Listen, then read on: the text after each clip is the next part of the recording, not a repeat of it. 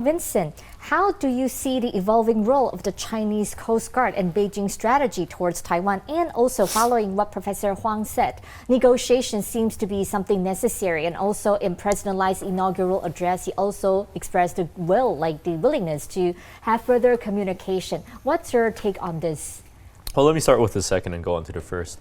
So first of all, like Professor Huang said, there are a lot of facts on the ground today that we see concerning this case that are out there. The first one is that, yes, this fishing vessel was operating within the 12-mile limit of China's territorial waters. Yes, it was operating in an area that the Chinese had previously announced would not be open for fishing this season. And that it did leave, I guess, the relative safety of areas that are more seen as under ROC jurisdiction in the Taiwan Strait. So in that sense, I think, at least from a legal perspective, I do think that the Chinese Coast Guard had a prerogative and I think was within their reasoning in terms of taking this vessel in.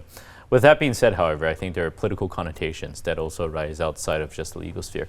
So the second part is that I do think the Chinese see this as an opportunity. Maybe an opportunity that just came up and they were not previously aware of, but nevertheless an opportunity to send a warning signal, not only to Chinese fishing vessels, but also to the broader, to Taiwan and broader international community that it will crack down through its Coast Guard vessels on any infringements on their sovereignty or any infringements on their legal framework.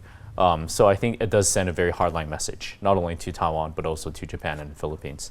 The third observation I would have in this specific case would be it has created a lot of domestic pressure here in Taiwan for this administration.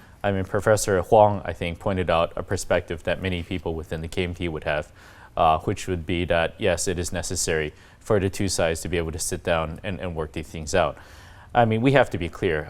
These incidents have taken place in the past. It's not the first one. There's been over a dozen such cases, I think, since 2013, of Chinese Coast Guard vessels taking their fishing vessels back to port.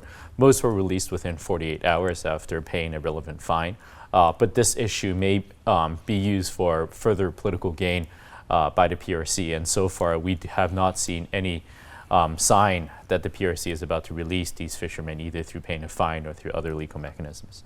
But I think holistically, there is a broader problem happening, which is that, number one, China's Coast Guard is getting much, much stronger.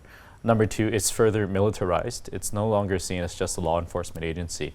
And number three, they're willing to use it to address claims ranging from the South China Sea all the way to the Taiwan Strait. So just a bit of history. So, the Chinese Coast Guard was formed in 2013 out of the People's Armed Police. So it was a paramilitary organization.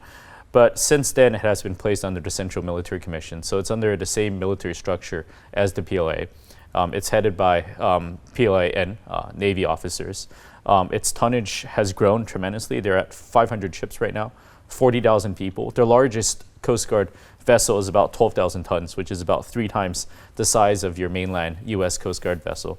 So I do think the militarization of their Coast Guard has very worrying connotations, not only for Taiwan, but the wider Indo-Pacific region, and countries, I think, need to take a cold, hard look at how they can, I would say, respond to the growth and urgency of the Chinese Coast Guard in the future.